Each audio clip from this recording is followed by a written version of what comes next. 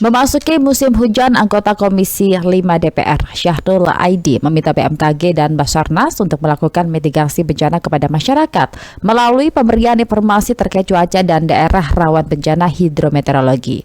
Anggota Komisi 5 DPR, Novita Wijayanti, juga meminta respon cepat dari BMKG dan Basarnas jika ada potensi bencana akibat puncak musim hujan di tahun 2024 ini. Rizky Supermana melaporkan.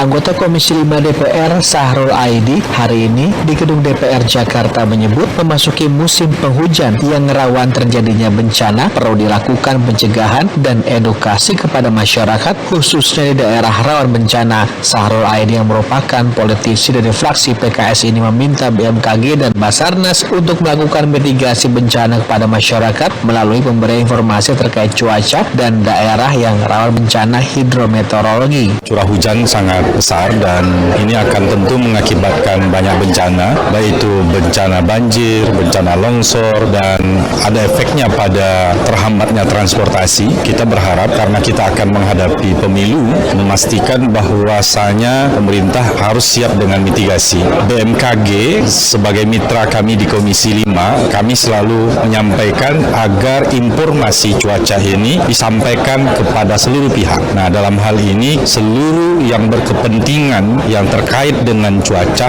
harap berkoordinasi dengan BMKG tentunya. Anggota Komisi 5 DPR Novita Wijayanti meminta respon cepat dari BMKG dan Basarnas jika ada potensi bencana akibat puncak musim hujan di tahun 2024. Novita Wijayanti yang merupakan politisi dari fraksi Gerindra ini juga meminta penggunaan peralatan mitigasi bencana harus sesuai dengan geografi di Indonesia. Sehingga perlu sekali seperti BMKG itu bisa mitigasi sebelum adanya bencana. Sebetulnya bisa memberi informasi bagaimana satu cuaca, bagaimana kemudian pergerakan yang ada di bumi, itu alat-alatnya juga harus bekerja dengan maksimal. Apalagi saya kebetulan bermitra dengan BMKG, berharap sekali alat-alat yang dibeli itu bisa digunakan secara maksimal untuk melihat bagaimana situasi yang terkini sehingga masyarakat dan stakeholder bisa antisipasi apa yang harus dilakukan sebelum adanya